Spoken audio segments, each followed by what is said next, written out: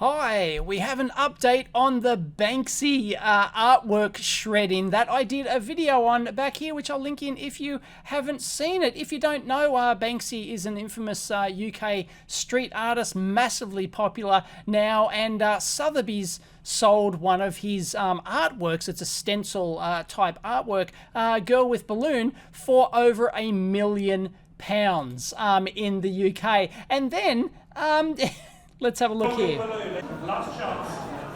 And selling for 860,000. And as soon as the hammer goes down, it was triggered and it proceeds to shred itself. Hats off. Absolutely brilliant prank. Love it.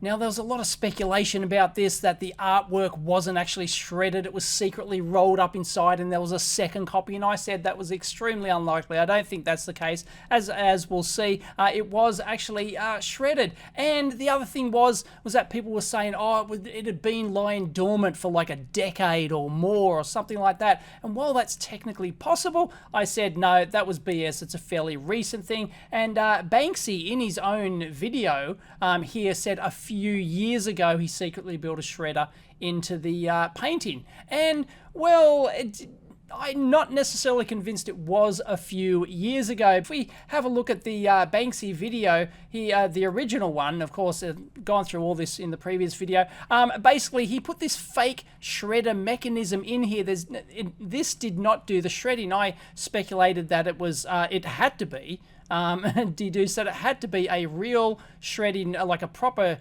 roll-in type shredding mechanism in this base plate here. And as it turns out, Banksy has just released a statement and a new video on Instagram. Some people think it didn't really shred. It did. Some people think the auction house were in on it. They weren't. And I said that, yeah, almost certainly Sotheby's weren't in on it because their reputation is too big. And Banksy actually confirms this and has done a new video shredding the Girl and Balloon, I guess. Is that its official name now? Girl and Balloon? Sotheby's called it Girl with Balloon. So anyway, the director's half cut. And we'll take a look at this step by step because he shows more detail on how he actually did this. Now, of course, the original auction here, it was authenticated here. Here it is. The artwork was actually authenticated by a company called Pest Control. And Pest Control is actually Banksy's own company that verifies and authenticates his artwork. So Sotheby's actually must have sent it to him for authentication, and we don't know whether or not that's when he installed it or whether it was a couple of years back when maybe it was originally sold or handled or maybe authenticated or something like that. But yeah, that was the opportunity to install the mechanism, especially it must have been integrated into the original when it was done with the original large frame. So we're not sure what the deal was there, but yeah, Sotheby's weren't in on it according to Banksy. So let's go through and have a look at shredding the love. I love it. Let's have a look. The director's cut. Now, this is interesting. Here's the actual shredder mechanism, and I knew it had to be something like this. Here is the front of the painting up here. This is where the artwork it goes into these little guides here, like this, and then comes over a knurled roller because you've got to have grip on the thing. I believe is it on canvas? It's probably like a spray paint on canvas, and canvas would really grip nicely on like a knurled roller like that. So that makes sense. And then here are the cutter wheels like this, but it doesn't go over the top. It actually goes under there like that onto this, and he's obviously put some tape down here so that it doesn't get snagged on the exit hole here. And a lot of people said, well, the exit hole must have been really big because it needed to line up to actually go through and stuff like that. No, you only need a tiny little slither, and that would have done the job fairly well. So yeah, I mean, if it was shredded and then put through until it was like, well, maybe all you had to do was have the back of the wooden frame, which we don't see, actually come out to here, like closer to the, as close to the rollers like this, and it could easily be done under there. So it was like partially pre-cut, which is what I speculated previously, and then it was just sitting there ready to poke out. So you really only needed like a couple of millimeters at most there to actually get the shredded artwork out of that thing. You could easily guide that out, no problems whatsoever. So that is confirmed. The razor blades on here were just for show, and we've got more stuff which is just for show coming up. So let's continue here and let's have a look. And this is interesting. One, you'll note that the motor, this looks like old and crusty, so he's obviously or whoever built this, I'm still not, not entirely convinced that Banksy actually did the build himself. He's, got lots of accomplices and stuff helping him out and things like that. Anyway, got some nice hot snot there on the wires. You don't want those coming out. Well, it's not hot snot. Looks like elastic there. You'll note this toothed cog belt here. This is actually different as what we'll see in a minute. So take note of that. So continue. And here's obviously a test piece. Here's the front of the thing. The artwork would be like this black part. So they're putting a test artwork in here. It goes down under the front of the rollers there. I'm not sure why these have like some square. Looks like they almost like they look square. Pieces on them. Not sure what's going on there. Anyway, it's going under like that, but why it's only some of them aren't getting started, maybe like this was an early test thing. And you'll notice, so that looks like a different belt yet again, and we'll see coming up, we'll see yet another belt. So let's, and maybe if you can just see under there, you can see maybe some of the slot where it comes out, and it doesn't look very big at all. So let's continue and check it out. Look, the belt is entirely different. The cog wheels are entirely different. It's much thicker. Look at that. So obviously he went through at least 2 or 3 different design iterations here to try and get this pulley mechanism right. So obviously, like, a lot of effort's gone into this to make sure this thing works, and that's what you'd expect from an engineering point of view. You wouldn't, you want this prank to be, a high probability of succeeding. So,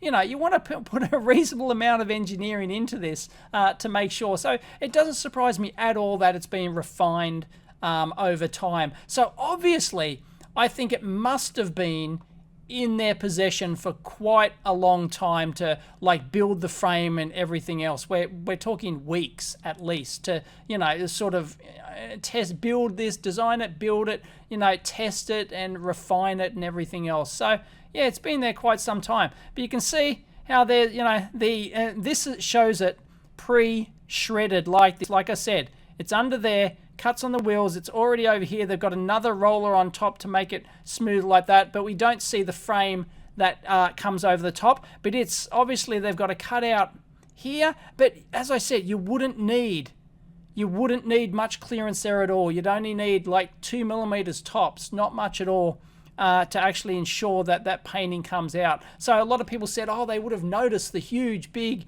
hole at the bottom of the thing because it needed to be big so that to ensure that all the canvas that could be curled up, it might get caught and all that sort of jazz. No, you could get away with that with just a millimeter or 2 easily, because once it's already in that, it's already in the shredder and the roller like that, it's just going to push it out. And as I said, the wood can come down on top of that, so it's just going to guide straight out.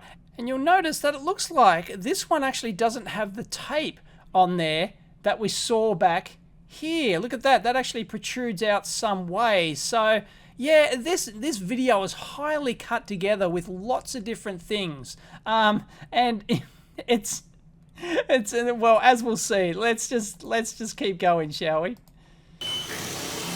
Now, here we go. This is interesting. This is the battery here.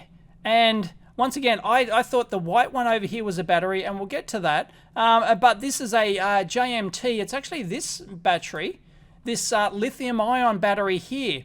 It's exactly the same one, which is a 36 watt-hour battery there, a nominal, 12 volts. So more than enough, 180 amps, cold cranking amp. It's designed for motorbikes or whatnot. More than enough to drive the motors, at any sort of torque required to actually get the shredder and the thing rolling and everything else. So no problems whatsoever. And when you're talking about 36 watt-hour capacity, if they were running the receiver off this, how long could the receiver last? Well, let's just take, say, you know, a real high-power receiver, for example, with no extra tech to, like, reduce the power consumption. Let's say 50 milliwatts. About every 50 milliwatts consumption, that's a month's worth of standby use. So you can basically, but that drains that uses the full capacity of the battery, then there'd be nothing left to do the rollers. But as I said in the previous video, it's more than possible to, you know, get many years standby. There's many different ways you can reduce your power consumption to get a receiver standing by, even for a couple of years. If it is a couple of years, as Banksy said, which I still don't think is the case. I think it's probably more recent than that, but I don't know the history of the actual frame, and all this must have been designed and built into the original frame. It's not like the original frame was there and then they retrofitted it and, you know, cut it all up and all that sort of jazz. It was built in whenever the frame was built, so I don't know the history of that. And then we've got motor, and then it says receiving motor receive that's an R N. I don't know. Anyway, interesting. Are these actually Banksy's hands? I've got no idea doing this. Whether or not the hands are the... Now, this is hilarious. This is an epic fail. This is an AM tech. This is a soldering iron. Banksy's got to be trolling us. He's got to be. Because you don't hold a soldering iron with the hot part. Smells like chicken. It just reminds me of these stock image fails here, and these are absolutely hilarious. Look at that hot air gun. It's just brilliant.